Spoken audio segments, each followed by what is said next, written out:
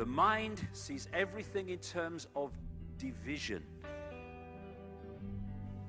So when we're in mind, we're in a society of division. When we are in the now consciousness, that sees everything as one, because that's what consciousness is. The infinite I. So who do we think we are? We think we're humans. We are consciousness. And to perceive reality and live our lives from those two perspectives brings a dramatic difference in the way we see ourselves and life. The quantum world, quantum mechanics, is really the play and display of information, the play and display of potentiality, waves of information, waves of potential electron. And it's important, the word potential. This isn't the world of electrons, it's the world of potential electrons. But when you have to ask the question, waves of what, really? What is the field that is waving? Is it the ocean? No, it's a universal ocean, an ocean of pure potentiality, an ocean of abstract potential existence. We call it the unified field, or superstring field. And that's what we're made of. So, as you said, the tighter physics have tried to grasp onto physical reality, to understand what it's really made of. What are the core building blocks of life, at the basis of it all? Life, the universe, slips through your fingers, and you come up with something that's increasingly abstract to come to the realm of pure abstraction. And that's what the unified field is. It's pure abstract potential, pure abstract being, pure abstract self-aware consciousness, which rises in waves of vibration to give rise to the particles, the people, everything we see in the vast universe.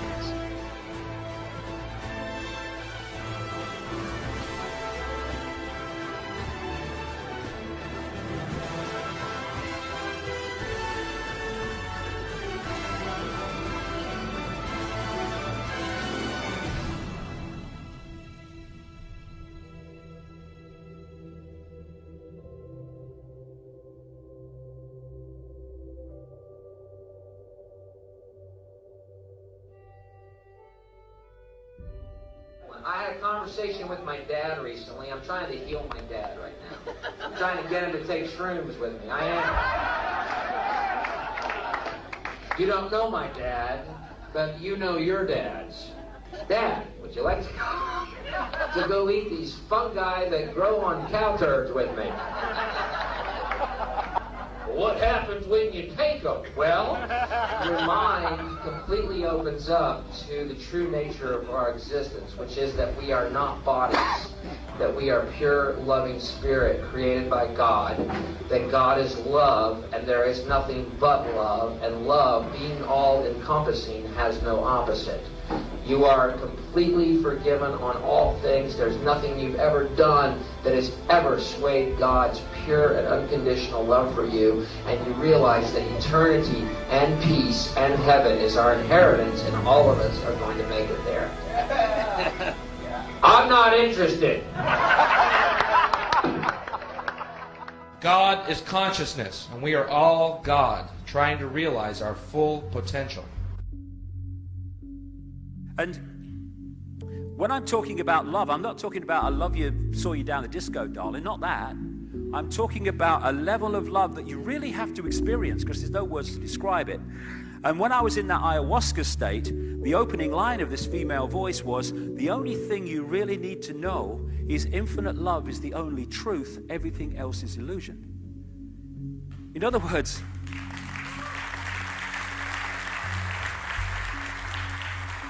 In other words, the existence of one infinite consciousness, that's the only truth. Everything else is illusion. It's the manifestation and manifestations of that consciousness in many and various ways. But the manifestations are the illusion. The consciousness is the base reality of everything. And one of the lines from one of my books, love is not something you're in, it is something you are.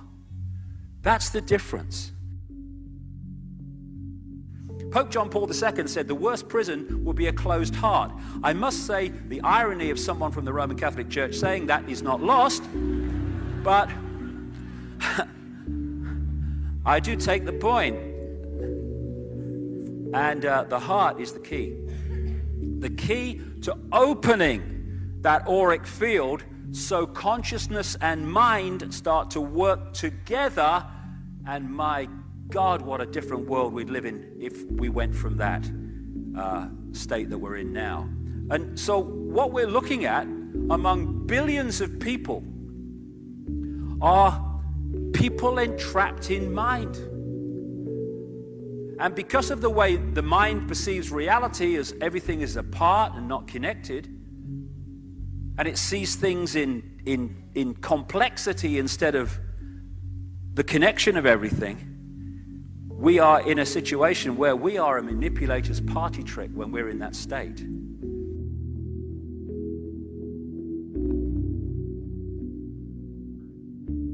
Enlightenment, I thought, is it possible for human beings to gain enlightenment? And what is that? And is it possible to really get happiness going from within? Because we are always looking out for happiness. And we live in a world of change. Everything is always changing. And if you see this car that you love and you want this car, it's going to make you happy, you save up, or if you have the money, you get that car. And I even know you brush your teeth looking at your car. It's so beautiful. It's so much happiness. And you drive it and keep it clean and you're going along. Then the time passes. And a year later, it's kind of dirty with some scratches and dents. 2 years later, you're driving down the road and you spot a car that you want. And this car starts crying because you don't want it anymore. True happiness grows from within. When you dive within and really dive all the way and experience that ocean of consciousness, which Dr. John Hagelin's science calls the unified field, oneness, unity, oneness and unity. It's so beautiful. And as he says, at that fundamental level, we are all one. We're one world family. We have to view life as an opportunity.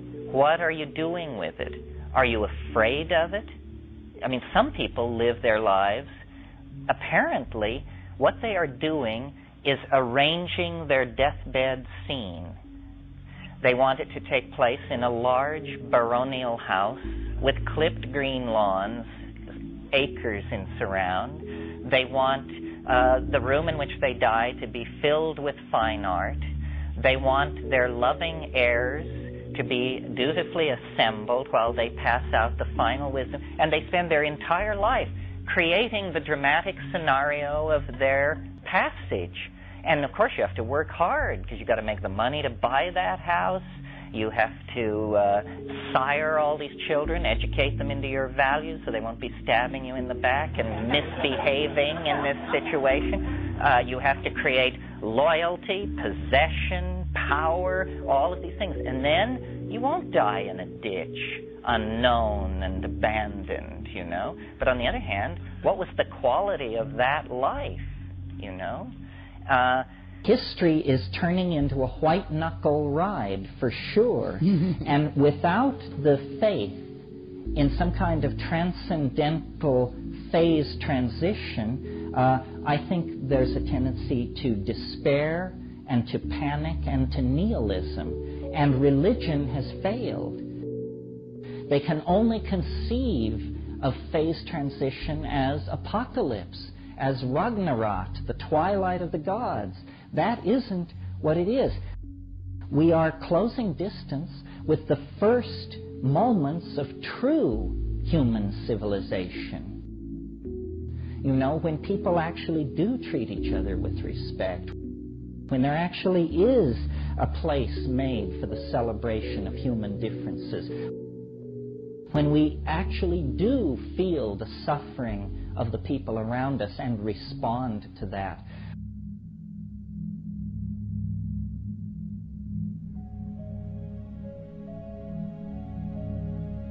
We are the power in everyone. We are the dance of the moon and the sun. We are the hope that will never hide. We are the turning of the tide. If we can turn the tide within ourselves, from freedom or to freedom, from fear, then we turn that tide outwardly in the planet. And all it is, like everything else, is a choice. A choice between fear and love. That's all it is. We can choose to be frightened. We can choose to hate. It's a choice. Or we can choose not to fear, and we can choose to love. But I love you because you exist. I love you whatever. I love you without condition. And if we want to change the world, it has to start with self. Fear, anger, hatred, condemnation, dictating what other people should be, that's the world we've got. That's the prison. But paradise is waiting. It's a thought, an attitude away. That's all it is, a choice away. Love. If we love each other and love the world, our lives are fundamentally changed and the world is fundamentally changed. And we are the generations, strange as it may seem when you survey the world today, we are the generations, I passionately believe, who are going to love the world into the paradise it really should be and was always designed to be. Changing the world is not something in the future anymore. Oh, I hope it'll be better for the kids. It's here and now. We're going to see it happen. Another song, the chorus of which I'll finish with. Love can build a bridge between your heart and mine. Love can build a bridge. Don't you think it's time? More and more people across this planet are screaming yes to that question. And we are the generations who are going to love the world to a paradise. Thank you very much.